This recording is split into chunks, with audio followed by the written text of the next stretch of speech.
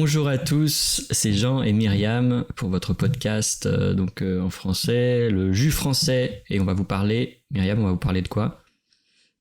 On va vous parler de restauration, de gastronomie et donc plus précisément comment manger au restaurant, quelles sont les habitudes des Français au restaurant et comment se passe un repas typique.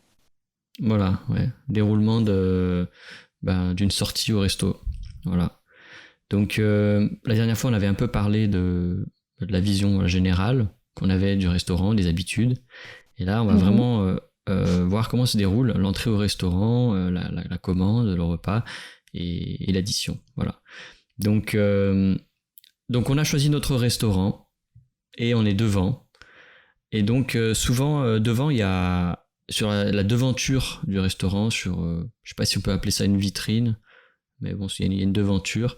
Il y a les menus qui sont affichés. On avait déjà dit que c'était une obligation. Il y a tout un tas d'informations qui sont obligatoires à afficher à l'extérieur du restaurant. Donc les prix, je crois que ça en fait partie.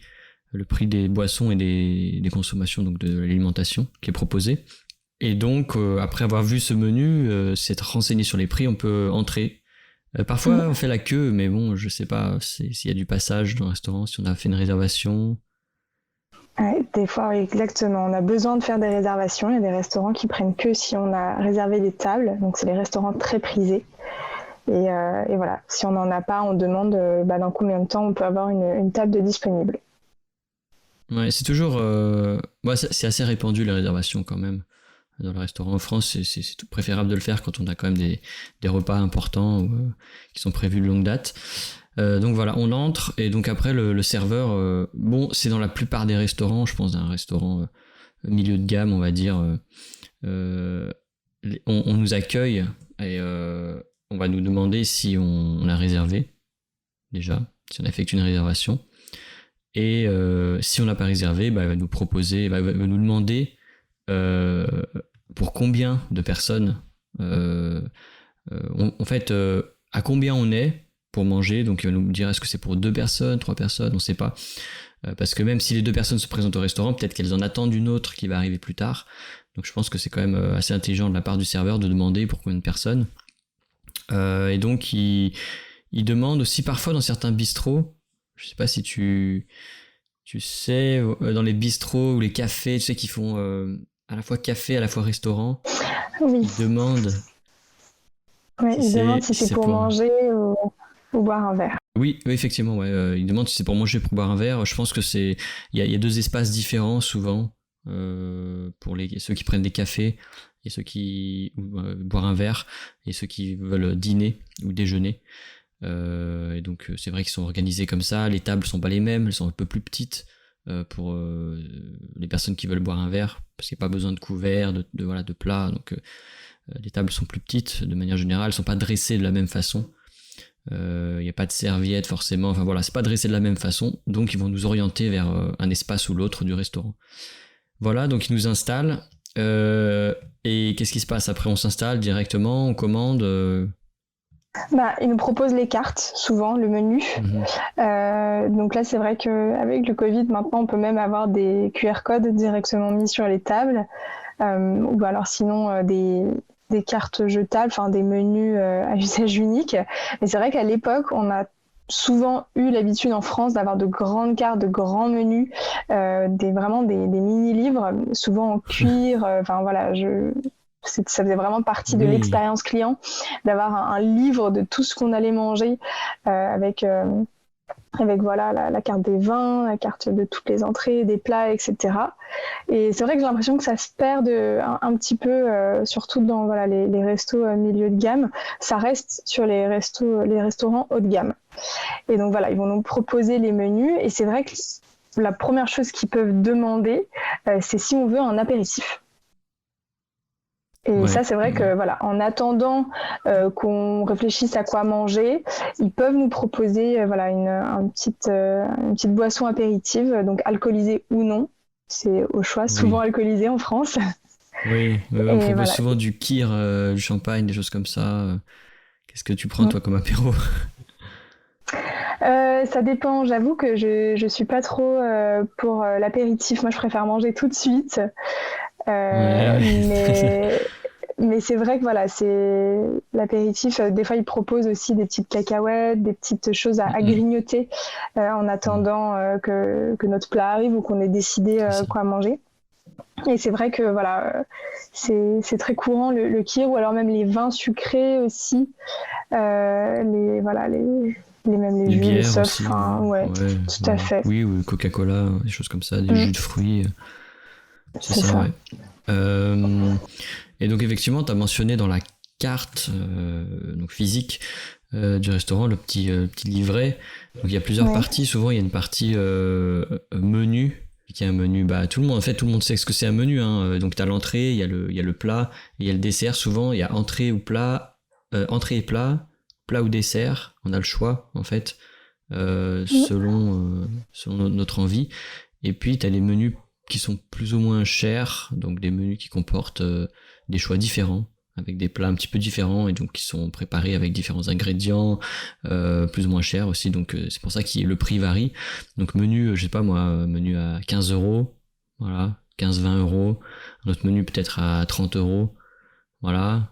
Parfois plus, ça dépend en fait du type de restaurant, mais là on est dans un milieu de gamme, donc je sais pas, entre 20 et 30 euros, on va dire, 20-40. Mm. Et donc il y a le menu et il y a à la carte, c'est ça. Et Ouais. donc à la carte, qu'est-ce que c'est à la carte? En fait, le but des menus, c'est de proposer une expérience gustative aux personnes, de leur dire, bah voilà, cette entrée-là irait bien avec ce plat-là et ce dessert-là. Donc ça, c'est le chef qui décide des menus. Maintenant, si pour X raison, on mange pas de poisson ou on n'a pas envie de manger tel plat, on peut prendre à la carte. Donc c'est nous qui choisissons, bah, je veux manger cette entrée avec ce plat et puis je vais prendre finalement 2 entrées ou je vais prendre qu'un seul plat. Et donc à la carte, c'est vraiment au choix, c'est la personnalisation, on se fait nous-mêmes notre propre menu. La différence va être que bah, les prix vont pas être les mêmes parce que le menu, c'est vraiment une offre aussi financière qui permet de prendre, bah, comme tu l'as dit, un entrée plat ou un plat dessert pour un prix beaucoup plus avantageux que si on prenait à part. Donc voilà, c'est pour aussi inciter les personnes à apprendre et à découvrir, à mon avis, leur spécialité aussi. Mais c'est vrai que voilà, des fois, on n'a pas envie sur un menu. Il y a une entrée qui nous donne envie, mais les plats, on est moins fan. Alors du coup, on préfère prendre à la carte pour vraiment voilà, choisir ce dont on a envie à l'instant T. Ouais, donc c'est plus avantageux, ça peut être plus avantageux de prendre un menu, mais à la carte, il y a plus de choix. Et à la Mmh. carte, ouais, c'est une expression qui existe en anglais, je crois, hein, à la carte. Oui. Il faudrait que... Ouais, c'est ça. Ouais. Donc voilà, on a tout le choix possible et on peut simplement prendre un plat, sans forcément prendre d'entrée ou de dessert. Donc voilà, alors on va commander, le serveur va nous. Donc on appelle le serveur, on dit s'il vous plaît, voilà, on l'appelle, excusez-moi, s'il vous plaît, on va pas dire garçon comme ça se fait plus ça. Mmh. C'était dans les années 30, je sais pas, peut-être. Ouais. Euh, voilà, en tout cas, on dit voilà, s'il vous plaît, voilà, on interpelle de cette façon. Et il va nous proposer donc de commander les plats, enfin les entrées, les plats, les boissons qui vont accompagner ces entrées et ces plats. Par contre, on va pas commander le dessert. Ça va être souvent dans un deuxième temps. Je sais pas d'où ça vient, je sais pas trop pourquoi. C'est une habitude qu'on a ici. On commande pas tout à la fois. Le dessert est commandé après le repas. Quand on a mangé, voilà, le serveur nous rapporte la carte pour les desserts. Donc là, on va commander juste l'entrée et les plats, pardon. Et le serveur va repartir en cuisine pour faire la commande. Et on va attendre, on va patienter avec nos apéritifs. Voilà, donc ensuite, tout simplement, le serveur nous apporte les plats et nous souhaite une bonne dégustation, un bon appétit. On mange accompagné de vin ou de boisson, peu importe. C'est aussi important de préciser que c'est en France à 90% souvent accompagné de pain, peu Ah importe oui, le c'est plat, vrai. Ouais, c'est vrai, c'est panière vrai. de pain et carafe d'eau, même si on n'en a pas Oui, forcément commandé, voilà, l'eau ouais. l'eau est gratuite. Et gratuit, Donc ouais, voilà, effectivement. Ouais. C'est ça, c'est vraiment le pain, c'est sacré en France. Du coup, la panière de pain, même si on mange des pâtes, ils peuvent quand même nous apporter du pain. Voilà, en tout cas, voilà, il y a toujours une panière de pain et si vous la mettez pas, vous pouvez toujours la demander et c'est toujours disponible. Ouais, d'accord. Ouais, c'est vrai que ça c'est très français et puis en plus c'est gratuit puis voilà, ils peuvent pas le facturer. L'eau et le pain, donc ça c'est vrai que c'est agréable. Je me souviens plus, je crois que j'étais en Espagne ou je sais plus, dans un autre pays européen et j'étais surpris voilà qu'ils fassent payer le pain. Donc voilà, j'étais un petit peu un petit peu déçu, enfin surpris surtout. Et voilà, donc c'est gratuit effectivement et puis on peut redemander à volonté, voilà, dès qu'on a fini. Par exemple, si on veut utiliser le pain pour manger le restant de sauce qui reste peut-être dans notre plat, on en a plus assez, on peut redemander un peu de pain. Voilà. Et le serveur, il peut repasser pendant le repas. Souvent, il repasse, il dit comment ça se passe, tout se passe bien, voilà, ça vous plaît, voilà, il prend des nouvelles, il prend soin de ses clients, quoi. Donc ça, c'est agréable, enfin, selon les serveurs, quoi, mais bon, la plupart, ils essayent de faire ça. Voilà, qu'est-ce qu'on a d'autre? Il peut arriver dans certains restaurants que voilà, un peu plus haut de gamme, la personne va venir vous resservir spontanément de votre vin si vous finissez votre verre. Voilà, on a encore un peu plus de service dans les restaurants un peu plus haut de gamme. Et après, quand on a terminé son plat, alors moi personnellement, je mets mes couverts en travers de l'assiette. Je sais pas si c'est toujours un code, mais j'utilise mes couverts je les mets en travers de l'assiette, dans le même sens, la fourchette et le couteau, pour montrer que j'ai terminé, et indiquer au serveur qu'il peut venir pour récupérer les assiettes et nous proposer la carte des desserts. Parce que il se peut que je ne termine pas mon plat aussi, que je n'aime pas ou je n'ai plus faim, et que le serveur a besoin d'un code quand même. Ils sont pressés, ils ont beaucoup de tables, ils ont besoin d'un code pour savoir que t'as pas terminé ton plat, et c'est pas parce que tu n'as pas encore fini de manger, c'est que tu n'as plus faim, par exemple. Donc tu vas mettre tes couverts en travers. À l'inverse, si on les laisse sur le côté, bon, on est peut-être encore en train de manger, on n'a pas fini, on discute, on prend le temps. Donc voilà, moi c'est ce que je fais. Tu fais ça toi aussi? Oui, c'est vrai que le code des couverts, moi je sais que je peux faire des pauses pendant les repas, ça m'arrive, et les serveurs, des fois, ils ont envie de reprendre mon assiette, et je dis là non, j'ai pas terminé, et donc voilà, c'est parce que j'ai pas mis effectivement les couverts comme il fallait. Il faut vraiment les mettre pause, donc la fourchette et le couteau de chaque côté de l'assiette, soit posés sur l'assiette, soit à côté, pour montrer que voilà, on est toujours en train de manger, on n'a pas terminé, et les mettre dans l'assiette, comme tu l'as dit, dans le même sens, ça c'est vraiment le signe que voilà, j'ai terminé de manger, vous pouvez reprendre l'assiette. Et c'est vrai que voilà, c'est assez important, ce code des couverts à comprendre en tout cas, et à mettre en œuvre. Ouais, c'est important. Et puis donc après, le serveur il arrive et il nous demande si on a terminé, souvent, et il nous demande si ça nous a plu, qu'est-ce qu'on a pensé de ce plat, de cette entrée. Et il nous propose spontanément la carte des desserts. On peut refuser si on a bien mangé et qu'on ne souhaite pas de dessert, on peut refuser, c'est pas obligatoire de prendre un dessert. Donc il retourne en cuisine, nous apporte la carte, voilà. Il débarrasse la table d'abord, et après il nous apporte la carte des desserts. Là on va choisir encore pendant 5-10 minutes. Donc c'est assez long en fait, souvent les repas en France, voilà, on prend le temps, on en avait déjà parlé. Donc il peut se passer quand même 5-10 minutes. Et selon ce qu'on a commandé, il peut aussi proposer le café en même temps. Oui, tout à fait. Ouais. C'est tout le temps, il pose la question, un café, des cafés, ou même combien de cafés, en supposant obligatoirement que les gens vont prendre des cafés, souvent ça arrive. Ouais. C'est vrai que très souvent il y a un café à la fin du repas, quoi. Très souvent. Donc il apporte la carte des desserts, parfois ça se fait en plusieurs temps, les desserts sont très sucrés, je sais pas, des glaces, et puis après il propose des cafés, ou alors parfois c'est en même temps. Et puis donc pour le café il propose souvent des déca décaféinés. On dit souvent un déca, s'il vous plaît, un déca. Donc un déca c'est un décaféiné, donc c'est un café sans caféine. il me semble. Donc c'est pour les personnes qui supportent pas ou qui ne veulent pas avoir de caféine dans leur café. Donc c'est un café allégé en caféine, voilà.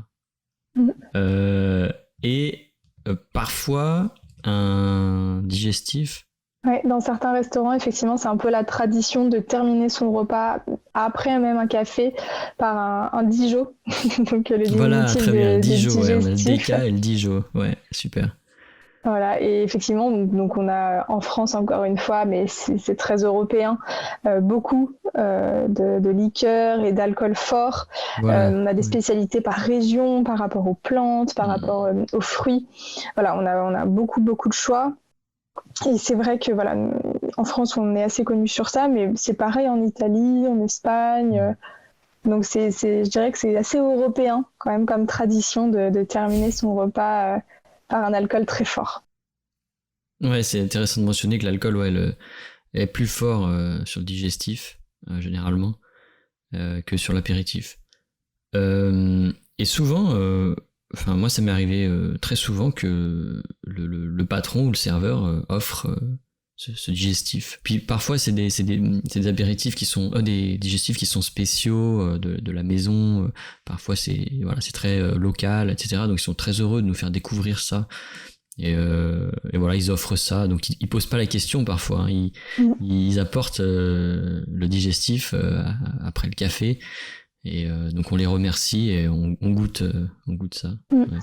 Oui, et puis des fois pour nous rassurer, ils le font même après qu'on ait payé. C'est-à-dire que voilà, on termine notre café, on a terminé le repas, on demande l'addition.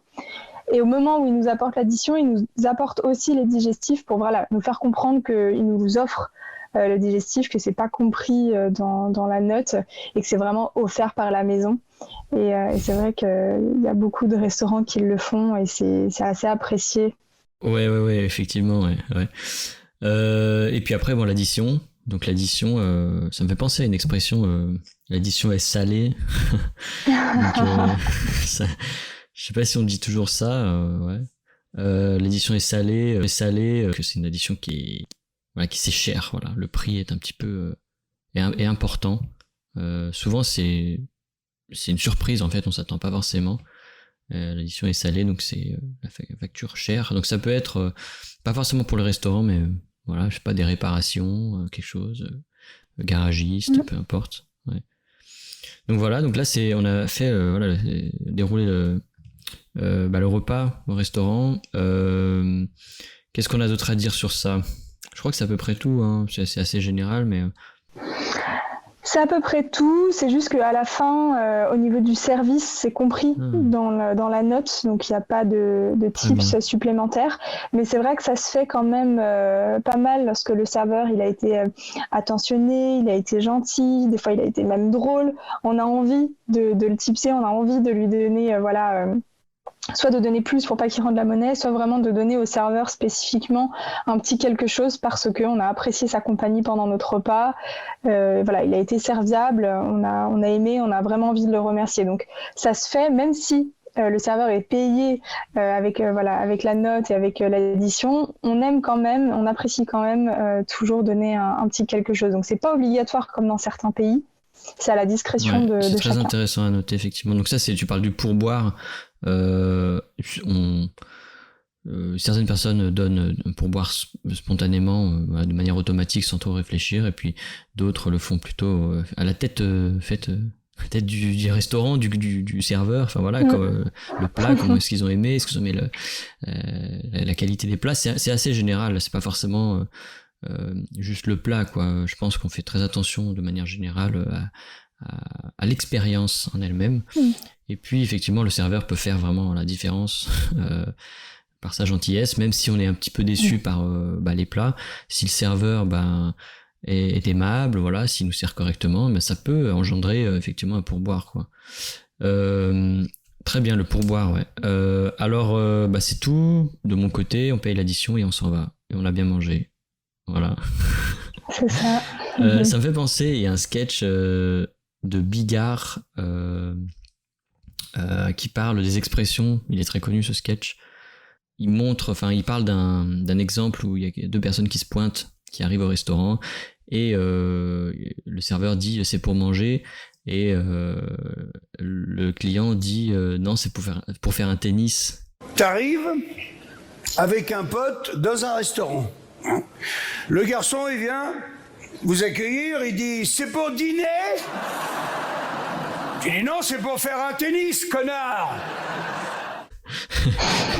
Et il y a tout un tas d'expressions. Le client demande « Il est frais votre poisson ?» et le serveur dit « Non, il est pourri depuis 2 semaines, on essaie de le refourguer. » Donc c'est assez amusant en fait, c'est des expressions. Donc si vous cherchez peut-être sur YouTube, vous trouverez Bigard, les expressions. Voilà, c'est un sketch qui met en image en fait voilà toutes ces expressions. Très intéressant. T'as d'autres choses à dire Non, j'invite vraiment les personnes à aller dans plusieurs restaurants, à vraiment vivre ces expériences clients-là. Chaque restaurant est différent, chaque serveur est différent. Et c'est vrai que il faut en faire plusieurs pour vraiment comprendre un petit peu notre système gastronomique également. Donc je vous invite à essayer, à profiter et à nous faire des retours. Ok, bon, on se verra la prochaine fois. À la prochaine, Myriam. Salut!